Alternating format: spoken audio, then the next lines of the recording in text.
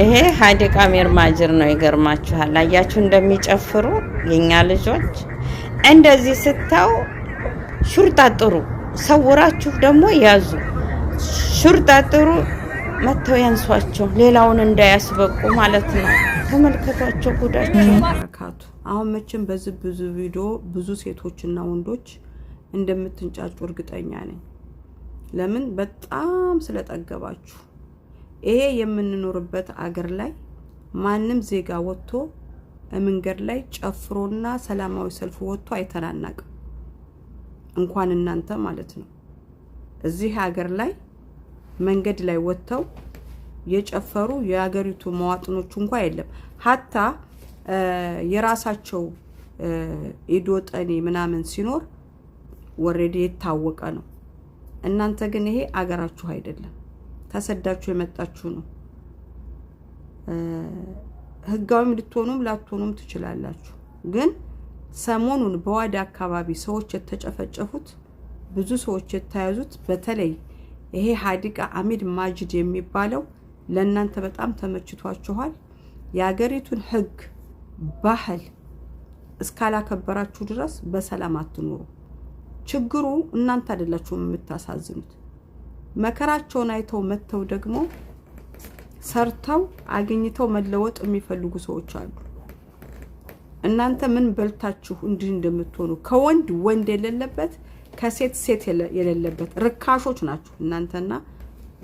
ደሃ ይኑርበት፣ ምስኪን ይኑርበት፣ ሰርቶ ያገኝበት።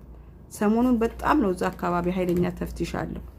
በዚህ አጋጣሚ እኛ ሰፈር 2 ሀዲቃ አለ። ጨበሬ መስላችሁ የግራር ጭራ መስላችሁ የምትቆሙ ወንዶች እናንተም አይቀርላችሁ። የሀገሪቱን ባህል አክብሩ። ሃይማኖቱን እየተባላችሁ አይደለም፣ ለመኖር ተመሳስሎ መኖር ግዴታ ነው። የመጣችሁበትን አላማ አትርሱ። በጣም ብዙ ሰው እየተንጫጫ ነው ስለ አሚር ማጅድ።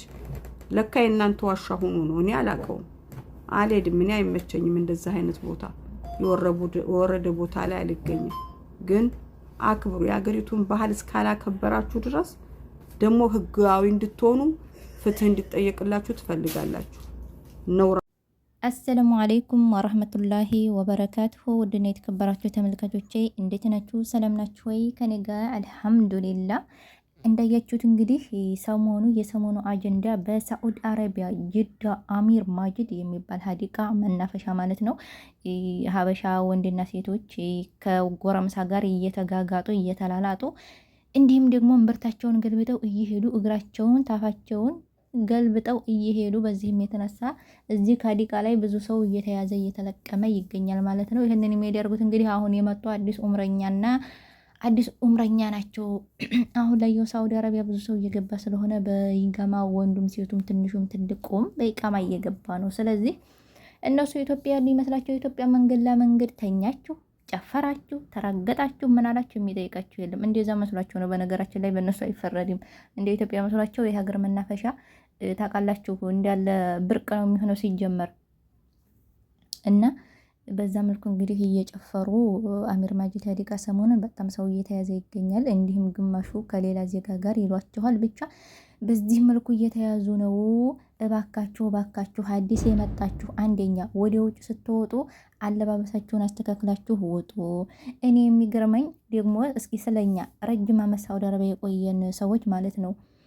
እኔ ለምሳሌ ስንት ዓመት የዚህ ሀገር እንደው ምናልባት ሱቅ ሞል ከ2 ወር ከ3 ወር ምናልባት ከዓመት አንዴ ሁለቴ ልሄድ ይችላለሁ እንጂ እንደዚህ ውጪ ወጥቼ ተዝናንቼ አላውቅም። ለምን? ስለምፈራ መያዝ በጣም ነው የምፈራው። እና አሁን የምትመጡት እባካችሁ አለባበሳችሁንም ማስተካክሉ። ስትዝናኑም የሀገር ህግ ሙስሊም ክርስቲያኑም ሙተሐጅብ ኒቃብ ለብሶ ነው የሚወጣው። አዲስ የሚመጡትን ነባሮች አስተምሯቸው እዚህ ሀገር እንዴት ለብሰው መውጣት እንዳለባቸው። አሁኖች እኮ ክፍት አባያ ይለበሳል፣ እምብርት ይገለበጣል። እምብርታቸውን እያሳዩ እኮ ነው የሚሄዱት። በዚህ የተነሳ ኢትዮጵያኖች ምናምን ሀበሻ እየተባለ ስማችን ይጠፋል ማለት ነው። አትርሱ። የዛሬ 5 ዓመት የዛሬ 6 ዓመት ያንን ተፍትሽ ያንን መያዝ ስንት ሰው እስር ቤት ቅማል እየጋጠው በራብ እየተሰቃየ ወንዱ ሴቱ ወላሂ ለአዚም አትርሱ። አንዳንድ ጊዜ ያለፈውን ነገር በስደት ላይ ማስታወስ አለባችሁ። 1-2 ዓመት እስር ቤት ረሃብ፣ ውሃ ጥሙ፣ ስንት ስቃይ ያሳለፉ ሰዎች አሉ። ስለዚህ